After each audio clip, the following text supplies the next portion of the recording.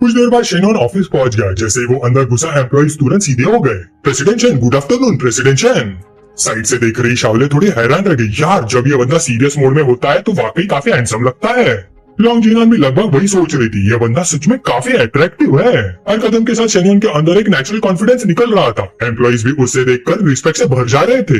लेकिन शाओले के लिए सरप्राइज की बात यह थी कि शेन्युआन ने उसकी तरफ देखा तक नहीं, सीधा उसके पास से निकल गया जैसे वो कोई आम एम्प्लॉय हो। शाओले अंदर ही अंदर जल उठी। क्या था ये, तुमने मुझे सीधा इग्नोर कर दिया।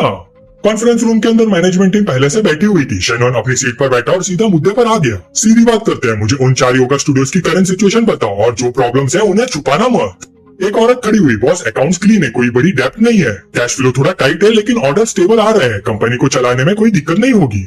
फिर एक आदमी खड़ा हुआ। अभी मास रेजिग्नेशन का कोई ट्रेंड नहीं है, एम्प्लॉइज की सबसे बड़ी चिंता सैलरी को लेकर है। मैंने उनसे प्रॉमिस कर दिया है कि उनकी सैलरी टाइम पर मिलेगी।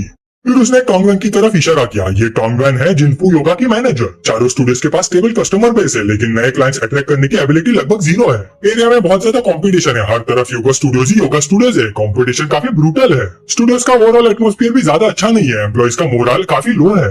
सबकी बात सुनने के बाद शेन्युआन ने पूछा, तो प्लान क्या है, सोल्यूशन रेडी है? एक आदमी ने फाइल आगे सरका दी। जी बॉस, ये ड्राफ्ट प्लान है, हमें लगता है अभी पूरा रिब्रांडिंग करने की जरूरत नहीं है, बस कुछ की पोजीशंस पर लोग रिप्लेस करने होंगे, फाइनेंस, स्टोर मैनेजर्स और ऑपरेशन। सिचुएशन स्टेबल होने के बाद आगे का स्टेप लेंगे।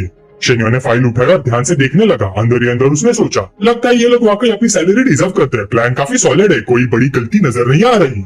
वो आदमी बोलता रहा, मैनेजमेंट स्ट्रक्चर के लिए हम टोंगवेन और यूजीफैंग को टेम्पररी चार्जेस देने वाले हैं जब तक परमानेंट पर्सन नहीं मिल जाता, और स्टाफ ट्रेनिंग और स्किल डेवलपमेंट के लिए यहाँ अलग प्रपोजल्स हैं।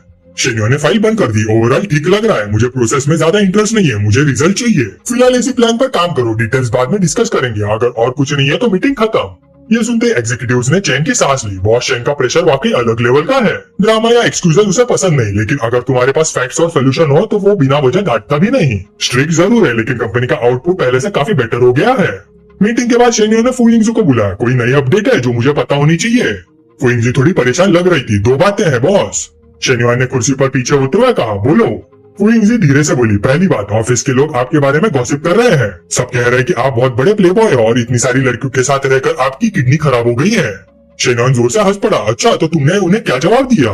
फुइंगजी उलझन में पड़ गई। हाँ, मैंने क्यों जवाब देना था? शेन्युआन मुस्कुराया, मेरा बॉडी है, मेरी हेल्थ है, तुम तो सबसे अच्छी तरह जानती हो कि मेरी कंडीशन कैसी है ना? ये सुनते ही फुइंगजी का चेहरा लाल हो गया। मन ही मन वो सोचने लगी, मैंने कुछ देखा तो नहीं है, लेकिन जितनी बार उनकी मीटिंग्स होती है और जितनी एनर्जी के साथ सब लोग बात करते हैं, हेल्थ खराब होना तो दूर की बात है, बॉस की एनर्जी तो किसी प्रोफेशनल एथलीट से कम नहीं लगती। शेन्युआन ने बात को आगे बढ़ाया, और दूसरी बात क्या हुआ?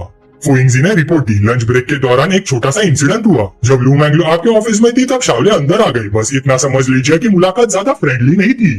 शेन्युआन का पसीना निकल गया। ये दोनों किस बात पर लड़ रही होंगी? ये तो एक दूसरे को जानती भी नहीं है। फुइंगजी ने नजरें चुरा ली। लॉन्ग जिनान कह रही थी कि शाओले को बुरा लगा कि लू मैंगलो को आपके ऑफिस का 24 घंटे एक्सेस मिला हुआ है। शेन्युआन ने गहरी सांस लिया और मुड़कर चला गया। ठीक है, जाकर काम करो। अंदर ही अंदर वो सोच रहा था, मेरी जिंदगी इतनी सर्कस क्यों बनी हुई है? क्या ये दोनों थोड़ा शांत नहीं रह सकती? मुझे एक पल की शांति क्यों नहीं मिल सकती? वो अपने ऑफिस में वापस आया। जैसे अंदर घुसा, लू मैंगलो तुरंत खुश होकर उसकी तरफ दौड़ी। टेंशन, आप फाइनली फ्री हो गए? शेन्युआन ने भाई उठाई। बॉस, हम यहाँ अकेले हैं, मुझे और किसी नाम से नहीं बुला सकती। लू मैंगलो ने उसका कोट लेते हुए कहा, कुछ नहीं, बस आपकी याद आ रही थी। शेन्युआन ने शक भरी नजर से देखा। बस इतना ही? सच में? लू मैंगलो मुस्कुराए। हाँ, बस अपने आदमी को मिस कर रही थी। आप मीटिंग के बाद बहुत थके हुए लग रहे हैं, मैं आपको हेड मसाज दे देती हूँ।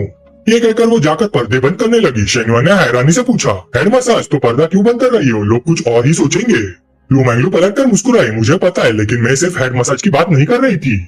उसने शाओले की डेस्क की तरफ देखकर एक जीत वाली मुस्कान दी, जैसे कोई ड्रामा सीरियल की हीरोइन हो। तभी शेन्युआन की आवाज आई, अगर तुम इतनी एक्साइटेड हो मेरी केयर करने के लिए तो रात तक वेट करो। ऑफिस में कोई एक्स्ट्रा ड्रामा नहीं, प्रोफेशनल रहो। उधर शाओले दूर से सब देख रही थी। उसका खून खौल गया। ये दोनों पर्दे के पीछे क्या छुपा रहे हैं? ये तो मुझे खुद बुलावा दे रहे हैं, मैं ये इग्नोर नहीं कर सकती। वो गुस्से में ऑफिस की तरफ बढ़ने लगी, लेकिन लॉन्ग जिनान ने तुरंत उसका हाथ पकड़ लिया। शाओले, शांत हो जाओ, ऑफिस के अंदर कुछ मत करो। अंदर लू मैंगलो शेन्युआन के पास आकर धीरे से बोली, शेन्युआन, एसी बहुत ठंडा चल रहा है, मुझे ठंड लग रही है। शेन्युआन ने सीधा जवाब दिया, हक चाहिए? ठीक है, लेकिन नाटक बंद करो। लू मैंगलो तुरंत उसके पास आ गई। बॉस चैन सबसे बेस्ट है। तभी दरवाजे पर नॉक हुआ। शेन्युआन ने आवाज लगाई, अंदर आओ।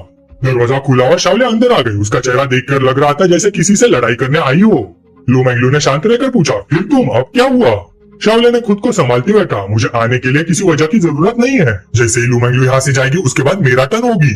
शेन्युआन ने तुरंत अपना माथा पकड़ लिया। ये सब क्या हो रहा है? क्या हम किंडरगार्टन में हैं? मुझे समझ नहीं आ रहा तुम दोनों को क्या प्रॉब्लम है। हाँ हाँ, और चढ़ाओ ऐसे लोगों को सिर के ऊपर। लू मैंगलू ने फिर शरारती अंदाज में कहा, अभी जो स्पोर्ट्स कार आपने मुझे दी थी ना, वो बहुत जल्दी गंदी हो जाती है। आप अपनी गाड़ियां कहाँ वॉश करवाते हो? ये सुनते ही शाओले की आंखें फैल गई। क्या उसने इसे स्पोर्ट्स कार भी खरीद कर दी है और ये उसे हबी बुला रही है?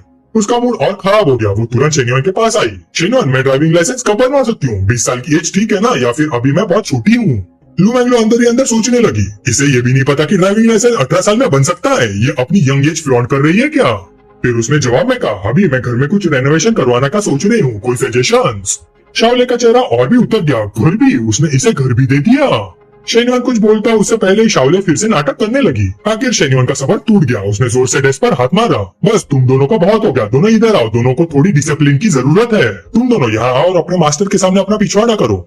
लू मैंगलू हैरान रह गया। हस्बैंड अभी यहाँ? शाओले को सच में बुरा लगा। मैं लॉन्गजिनान के साथ ऐसे करने को ठीक हूँ, लेकिन दूसरी औरत के साथ तो मैं इसे कभी नहीं करूंगी। लू मैंगलू की आंखें फटी की फटी रह जाती है। रुको, क्या शेन्युआन सिर्फ उन्हें 2-3 बार थप्पड़ मारने की बात नहीं कर रहा था? तो शाओले ऐसा क्यों जता रही है कि वो दोनों कुछ कर रहे हो? शाओले और लॉन्गजिनान ने एक ही साथ कंपनी ज्वाइन की थी और वो काफी करीबी लगते हैं। क्या ऐसा हो सकता है कि उन दोनों और शेन्युआन के बीच पहले से कुछ चल रहा हो? शेन्युआन को यह मंजूर नहीं हुआ। वो अपनी बेल्ट खोलने लगा। शाओले, तुम क्या बकवास कर रही हो? इधर आओ, मेरे पास ज्यादा वक्त नहीं है। तुम दोनों का समझना होगा कि ऑफिस ऑफिस होता है, यहाँ काम करने आते हैं, कंपटीशन करने नहीं। शाओले तुरंत प्रोटेस्ट करने लगी। क्या? लेकिन हद तो उसने पार की थी। उसने तो मुझे पहले उकसाया था और अपनी कार और घर का दिखावा करती रही। मुझे भी क्यों सजा मिल रही है? ऑफिस के बाहर एम्प्लॉइज का इमेजिनेशन फुल स्पीड में चल रहा था। देखा, दोनों लड़कियां अंदर है, पर्दे भी बंद है, कुछ तो चल रहा है। इसने बोला था बॉशन वीक है, ये आदमी तो अलग ही लेवल का लगता है। इस बेवकूफ ने ऐसी अफवाहें फैलाई थी।